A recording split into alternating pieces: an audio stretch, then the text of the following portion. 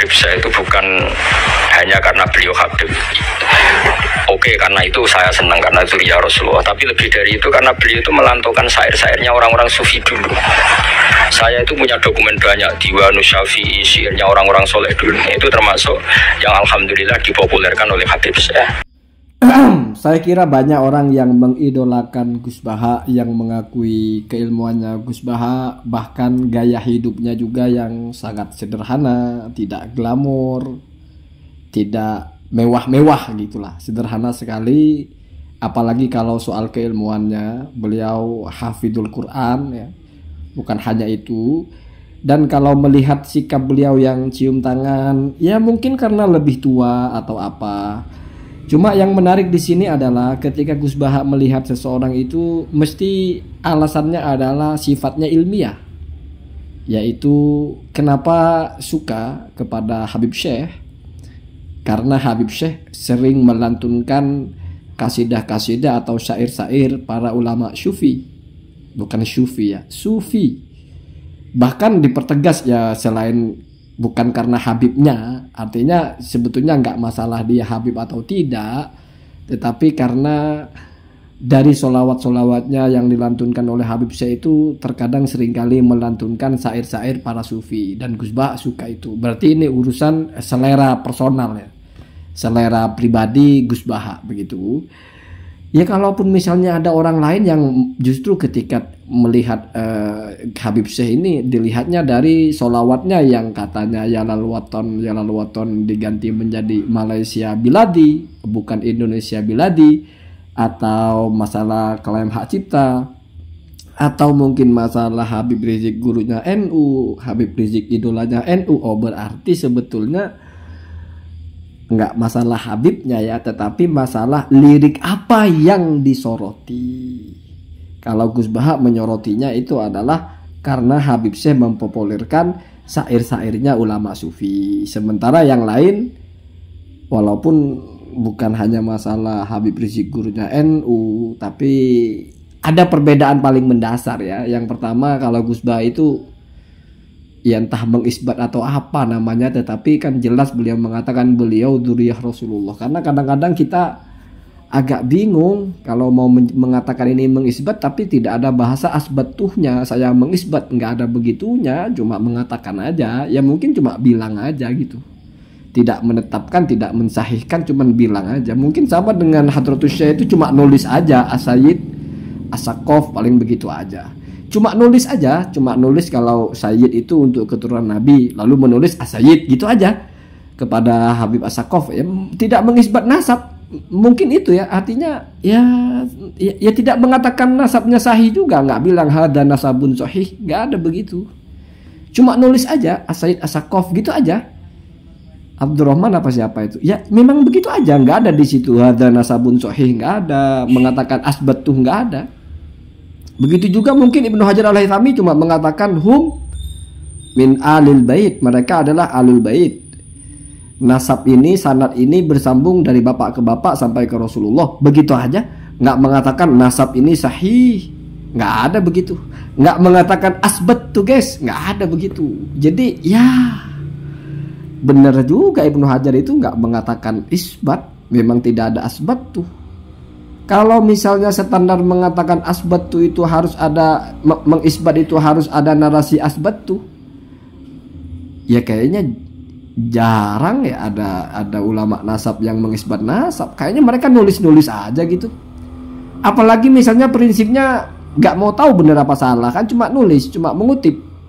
Wah repot kalau begitu ya. Jadi ya nggak usah bawa-bawa Gus Baha sebetulnya kalau masalah nasab itu ya, nggak perlu dibawa-bawa. Dan ketika ini saya bawa-bawa Gus Baha pun masalahnya adalah Gus Baha mempertegas alasan suka kepada Habib Syekh ya kepada syairnya gitu, yaitu syairnya seringkali mengungkap atau mempopulerkan syair-syair ulama sufi gitu. Kalau yang tidak suka kan karena syairnya dianggap melecehkan NU. Cuma ini video lama sih ya, 3 tahun yang lalu. Siapa tahu sekarang mungkin Gus Baha juga sudah berpikir jangan-jangan ini antek Belanda ini, jangan-jangan ini. Tapi kayaknya Gus Baha nggak gitu ya. Wallahu a'lam. Karena kalau kita menggunakan metode bagaimana mengikuti seseorang itu kita mengikuti pendapat seseorang atau mengikuti sikap seseorang selama belum ada anulirnya, belum ada pertanda rujuknya. Kalau Kiai Haji Imaduddin kan dulunya mengesahkan, sekarang membatalkan, maka yang diikuti yang membatalkan. Walaupun ketika Syatur Bani kan yang terakhir mengesahkan, tapi yang diikuti tetap yang membatalkan. Wah, itu mah terserah Kiai Haji Imaduddin ya. Karena beliau kan punya teori sendiri kalau dalam masalah itu. Cuma kalau misalnya ada orang yang suka kepada Habib Syekh, siapa tahu ikut Gus Baha, yaitu ya memperhatikan sholawatnya, memperhatikan syair-syair yang dibawakan. Kalau ada orang yang menghormati Habib Syekh, ya siapa tahu dia itu mengidolakan Gus Baha, lalu mengikuti sikapnya Gus Baha. Kan biasa orang mengidolakan seseorang itu mengikuti perilakunya. Karena yang namanya idola, cinta itu kan biasanya memang mencoba meniru sebisa mungkin.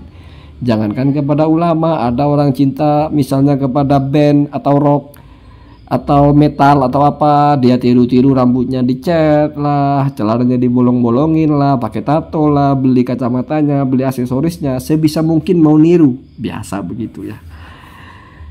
Jadi sebetulnya ini masalah lagu saja, suka kepada lagunya bagian mana, tidak suka di bagian mananya. Ya mungkin Gus Baha tidak pernah dengar kalau Habib Syekh mengatakan, Habib Rizik gurunya NU, sehingga yang dilihat justru yang beliau suka, yaitu mempopulerkan syair-syair ulama sufi yang ada dalam berbagai kitab, misalnya dalam kitab Diwanus Syafi'i, karena Gus Baha itu bacaannya.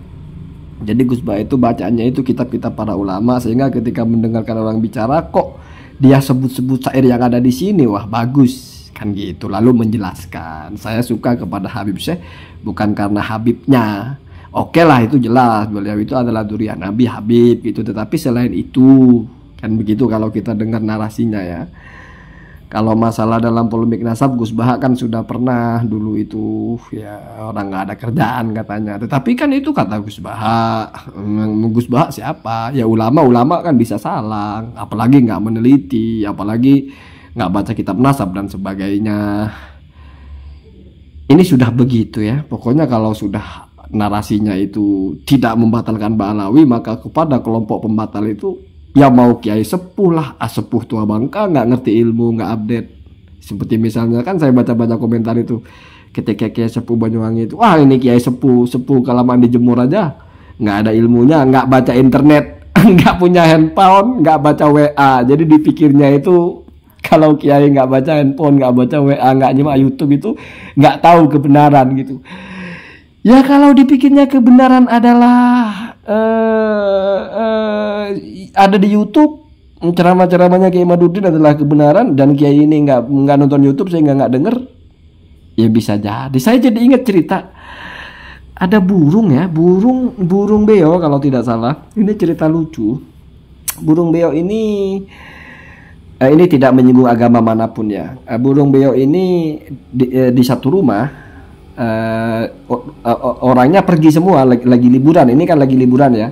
Nah, anggaplah menjelang Natal ke tahun baru, lagi liburan, lagi pergi. Lalu di situ ada tukang minyak keliling gitu, dimana kerjanya tukang minyak itu keliling menawarkan minyak gitu. Lalu burung beo ini iseng sekali, dia bilang, minyak bang.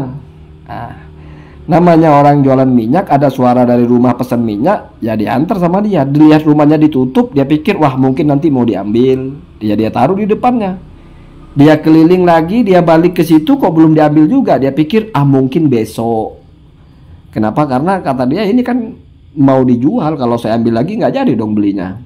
Besoknya datang lagi dia, minyak. Si burung beo manggil lagi, minyak bang. Waduh, disamperin sama dia. Wah, ini minyak yang kemarin belum diambil, apalagi bayar, tapi sudah pesen lagi. Ini jangan-jangan nggak beres orang yang ada di rumah ini. Dites sama dia di depan rumah itu, dia bilang minyak. Kemudian terdengar lagi suara, minyak bang. Diperhatikan dari pojok, dari seekor burung. Wah, marah dia, kurang ajar, dikejar burung. Setelah itu dia lihat-lihat rumahnya sepi. Dia turunkan burung itu dari sangkarnya, dibotakin sama dia, kepalanya dibotakin ya, sampai bersih kata dia. Karena burung itu kan pelindungnya kan bulunya itu, biar kedinginan maksudnya dibotakin gitu ya. Ya badannya juga semua dibotakin lah. Tapi yang namanya botak kan kepala, kita sebut dibotakin lah kepalanya. Sedih burung beo itu, aduh mana lama lagi tumbuhnya, ya udahlah. Nah besoknya itu kebetulan hari kebaktian satu aliran atau apalah. Datanglah beberapa orang yang biasa berkunjung ke rumah-rumah yang seragamnya botak gitu lah ya. Ya dari agama apa ya, yang rambutnya botak-botak itu pemuka agamanya yang rata-rata nggak ada rambut pelontos itu. Kan biasa datang ke depan rumah orang terus mendoakan gitu. Ada 3 orang itu. Dia bacakan bahasa dia, doanya apa? Ya Tuhan memberkatimu lah bahasanya gitu ya. Kemudian si burung beo ini ngelihat yang orang yang rambutnya pelontos yang botak-botak itu, dipanggil, "Bang, bang. Ya, abang itu dibotakin gara-gara mesin minyak ya," gitu. Jadi pola pikirnya burung beo itu dianggap semuanya sama. Dia botak gara-gara ngerjain tukang minyak, artinya dia pura-pura mesen sehingga tapi nggak bayar maka dibotakin. Dipikirnya setiap yang botak sama dengan dia, mesen minyak terus nggak bayar, atau pura-pura pesen minyak terus nggak diambil sehingga dibotakin sama tukang minyak. Jadi kalau ada orang yang berpikir kebenaran itu adalah ada di YouTube, ceramah-ceramah itu kebenaran itu, dipikirnya itu kebenaran. Jadi orang yang tidak melihat itu tidak tahu kebenaran, mau kiai sepuh kek, mau kiai alim kek, nggak pegang handphone, nggak pegang YouTube, nggak nonton YouTube, nggak tahu kebenaran tentang nasabah alawi. Gitu. Ya nggak heran, memang ada pola pikir begitu. Jadi mengukur orang sama dengan dirinya. Kalau versi lainnya itu burung beo-nya itu bukan dibotak, tapi dipatahin lehernya, sengklek gitu, sehingga miring gitu. Tiba-tiba besoknya datang yang punya rumah datang, sedih dia lihat burungnya itu sengklek gitu. Akhirnya ya ini karena dia menganut sebuah agama, dia bawalah ke tempat agamanya, ke gereja lah ya. Lantas dibawa di situ ke altar lah, didoakan. Tiba-tiba baru beberapa saat baca doa, burungnya ini terbang langsung mencolok di patungnya Yesus itu. Kan lehernya agak miring gitu. Terus dia tanya, bang, itu lehernya patah begitu gara-gara pesen minyak ya? Jadi lagi-lagi semua orang itu dianggap sama dengan dirinya gitu. Dianggap itu adalah standar baku. Kalau ada orang lehernya miring, oh berarti dia pernah mesen minyak, pura-pura dipatahin sama tukang minyak. Kalau yang versi awalnya, kalau ada orang botak, oh berarti orang itu pernah mesen minyak terus nggak bayar atau malah ngeprank, gara-gara ngeprank tukang minyak dibotakin sama tukang minyak itu. Jadi ya saya memaklumi itu ya. Kadang-kadang kita juga begitu, kalau ngelihat orang itu distandarkan sama dengan standar kita gitu. Oh, saya pun kalau nggak nonton YouTube nggak ngerti. Saya bisa ngerti kalau nonton YouTube. Orang ini nggak nonton YouTube berarti nggak ngerti dia. Nggak main YouTube, wah berarti nggak ngerti dia. Gitu ya. Allahumma